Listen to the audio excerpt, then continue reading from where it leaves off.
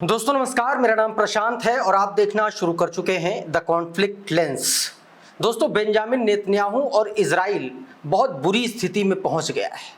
Video की शुरुआत में मैं ये बात इसलिए कह रहा हूं क्योंकि एक तरफ हमास लगातार आईडीएफ के सोल्जर्स को मार रहा है और ये बात अभी तक इजराइल नहीं मान रहा था और अब इजराइल मानने के लिए मजबूर हो रहा है।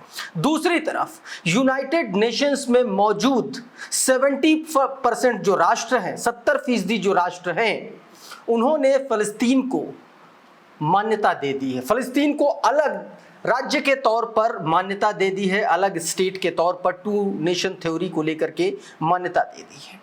आज की इस वीडियो में मैं सबसे पहले जो स्टोरी आपको बताने जा रहा हूं वो हमास से जुड़ी हुई है। आपको बताऊंगा कि कैसे एक टैंक के कमांडर को हमास ने बहुत बुरी तरीके से उड़ा दिया है। वो तस्वीर, वो खबर भी दिखाऊंगा और इसके अलावा एक खबर और जो करंट रिपोर्ट के हवाले से निकल के सामने आई है, ताज़ा खबर है। बीते दिनों मैंने आपको बताया था कि कैसे दो अलग अलग जगहों पर हमास ने 6 आईडीएफ के सोल्जर्स को मार गिराया था। अब एक और बड़ी खबर निकल के सामने आई। जो आज की खबर है वो ये है कि 4 सोल्जर्स को एंटी टैंक मिसाइल के जरिए सोल्जर्स ने हलाक कर दिया है, हताहत किया है। उस खबर के बारे में बताऊंगा। फ्रांस को लेकर के क्या खबर है, पुर्तगाल को लेकर के क्या खबर है और 5 जो नए देश हैं जिन्होंने फलस्तीन को मान्यता दी उसके बारे में पूरी खबर बताऊंगा। और यूएन के अंदर कैसे इजराइल ने डिस्टरबेंस क्रिएट करने की कोशिश की, वहां पर भी दावा किया जा रहा है कि क्या साइबर अटैक किया है, क्या इजराइल की तरफ से कोई ऐसा टेक्निकली ग्लिच करने की कोशिश की है, इजराइल की तरफ से हुई है। उस खबर के बारे में बताऊंगा और साथ में आपको ऑब्वियसली बताऊंगा कि इटली में किस तरीके से प्रोटेस्ट हो रहे हैं, प्रदर्शन हो रहे हैं, जल रहा है इटली, उसके बारे में वो भी खबर। और साथ में एर्दोआन का एक बयान, उसने कैसे इजराइल की मुश्किल बढ़ा दी है, वो भी खबर मैं आपको बताऊंगा। और साथ में एक डील हुई है रशिया और ईरान के बीच में, क्या वो डील है उस पर बताऊंगा। और गजा के ताज़ा सूरत हाल क्या है, वो तमाम सारी खबरें। लेकिन सबसे पहले करंट रिपोर्ट की यह खबर आपकी स्क्रीन पर है, जरा इसको देखिए। ये करंट रिपोर्ट ने अभी जब आप आज के दिन की यह खबर 2:20 पर करंट रिपोर्ट ने यह खबर अपने ऑफिशियल ट्विटर हैंडल पर रिपोर्ट की, जिसमें बताया गया कि हमास ने इजराइल के एक टैंक को एंटी टैंक मिसाइल के जरिए जो है निशाना बनाया और उसमें 4 इजरायली सोल्जर्स वेयर किल्ड और इंजर्ड। बताया गया कि 4 इजरायली सोल्जर्स एक तरीके से हताहत हुए हैं, उसमें कुछ मरे भी हैं, कुछ घायल भी हैं। यह साफ तौर पर आपके स्क्रीन पर यह खबर है, आप देख सकते हैं।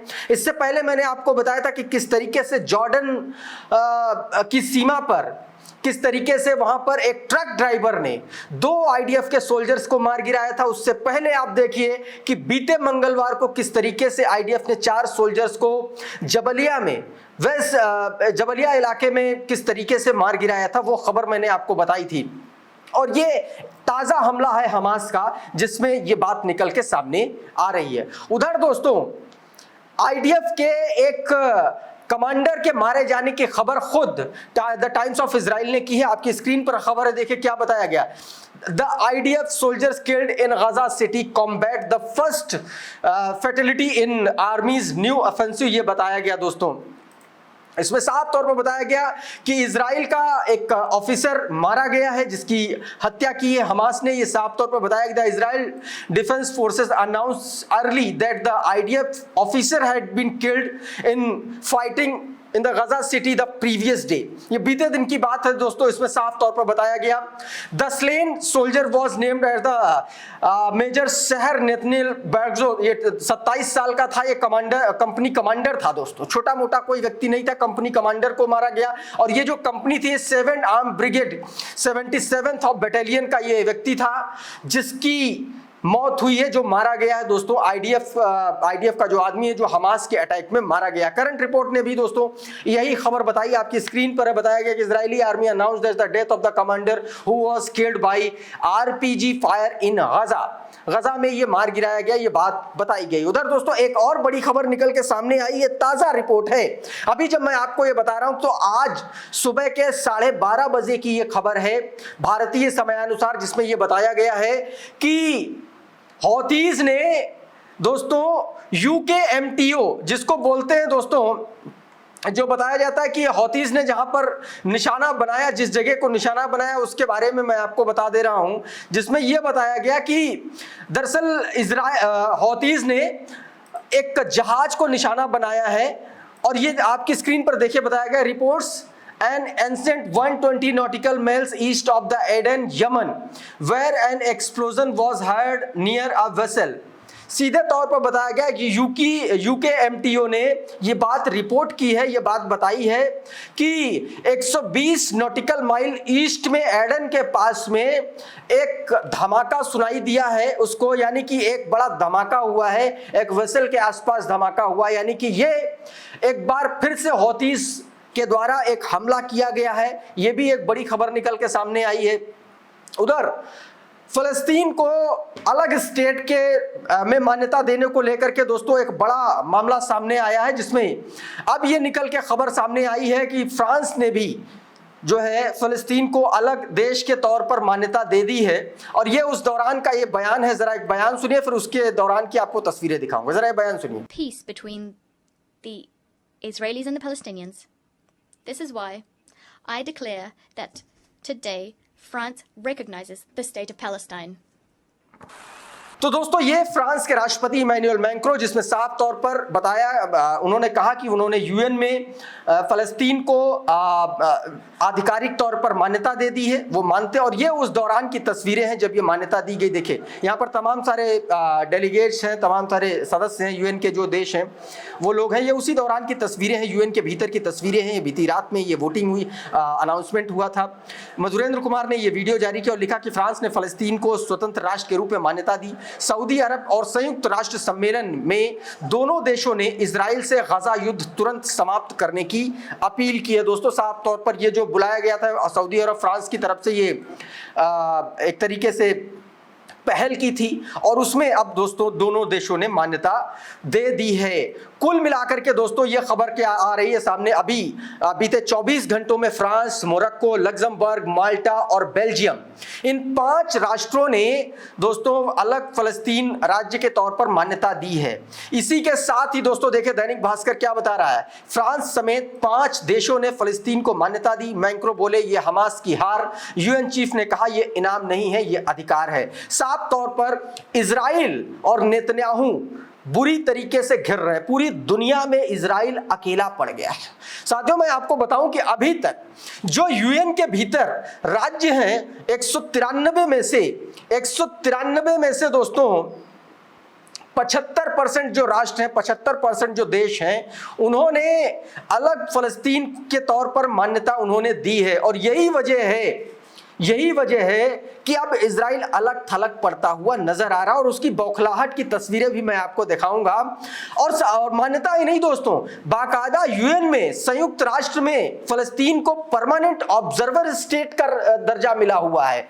ये सबसे बड़ी हार है। और ये दोस्तों ये तब है जब आप ये कह लीजिए कि जब ये वोटिंग हो रही थी उस दौरान ये देखिए जरा किस तरीके से अमेरिका और इजराइल की कुर्सियां खाली रही। ये देखिए आपकी स्क्रीन पर है ये विजुअल, ये देखिए तमाम सारे लोग बैठे हुए हैं, लेकिन ये देखिए ये इजराइल की कुर्सी और अमेरिका की कुर्सी, दोनों कुर्सी, ये इजराइल के पहले वाले अमेरिका की थी, दोनों देशों की कुर्सियां जो है खाली नजर आई जब इमैनुअल मैक्रों फलस्तीन को एक स्टेट के तौर पर दर्जा दे रहे थे। दोस्तों इसी दौरान दोस्तों एक और बड़ी खबर निकल के सामने, जब ये सब कुछ चल रहा था तो अचानक से जब टर्किश प्रेसिडेंट एर्दोआन और इसके अलावा जब इंडोनेशियाई जो हाई कमिश्नर के ऑफिशियल्स थे उन्होंने जब मान्यता दे रहे थे तो अचानक से इन दोनों ही राष्ट्राध्यक्षों की एक तरीके से आवाज म्यूट हो गई।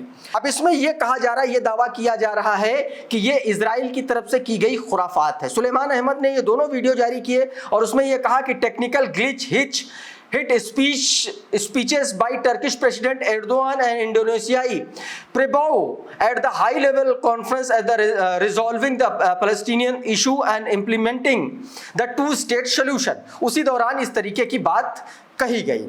उधर दोस्तों आप देखिए कि इटली में बवाल मचा हुआ। इटली की जो सरकार है वो फलस्तीन को दर्जा नहीं दे रही, इसको लेकर के देखिए किस तरीके से यहाँ पर प्रोटेस्ट चल रही है। उसी प्रोटेस्ट की तस्वीरें हैं, लोगों को समझाने बुझाने की कोशिश की जा रही है। इन तस्वीरों में आप साफ तौर पर देख सकते हैं।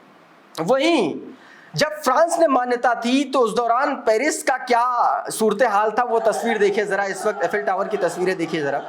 यहाँ पर देखिए फलस्तीन और इजराइल दोनों को अलग स्टेट के तौर पर दिखाया गया। इन तस्वीरों में आप साफ तौर पर देख सकते हैं, यानी कि फ्रांस ने अब इसको जो है फलस्तीन को अलग स्टेट के तौर पर मान्यता दे दी है। उधर एर्दोआन ने दोस्तों एक बड़ा बयान दिया, एक इंटरव्यू के दौरान फॉक्स न्यूज़ को एक इंटरव्यू दिया। उस इंटरव्यू में उन्होंने साफ तौर पर कह दिया कि वो हमास को एक टेररिस्ट ऑर्गेनाइजेशन नहीं मानते हैं, वो हमास को एक रेजिस्टेंस ऑर्गेनाइजेशन मानते हैं। ये टर्किश प्रेसिडेंट का ये बयान देना अपने आप में इजराइल के लिए एक बड़ा सेटबैक है। क्या कुछ एर्दोआन ने कहा, एक छोटा सा हिस्सा सुनिए जरा।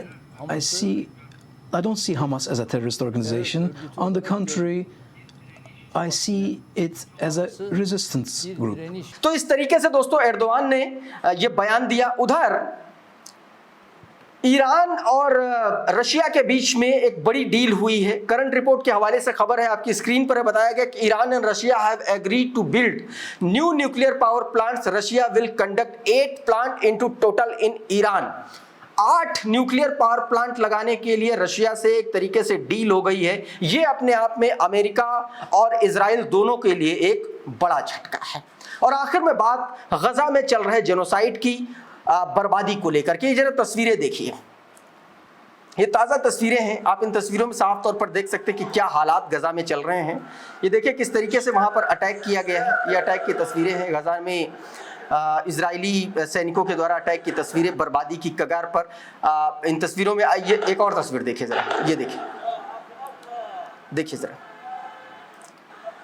ये ताज़ा तस्वीरें हैं। रशिया टुडे ने तस्वीरें जारी की जिसमें बताया किस तरीके से एक्सप्लोजिव के जरिए वहां की इमारतों को ढहाया जा रहा है, गिराया जा रहा है। इसमें मजरूर कुमार लिखते हैं कि गजा सिटी में भीषण धमाकों से दहशत, इजरायली सेना ने विस्फोटकों से भरे निष्क्रिय बख्तरबंद वाहनों को रिमोट से उड़ा दिया है। आसपास की रिहायशी इमारतें मलबे में तब्दील हो गई है।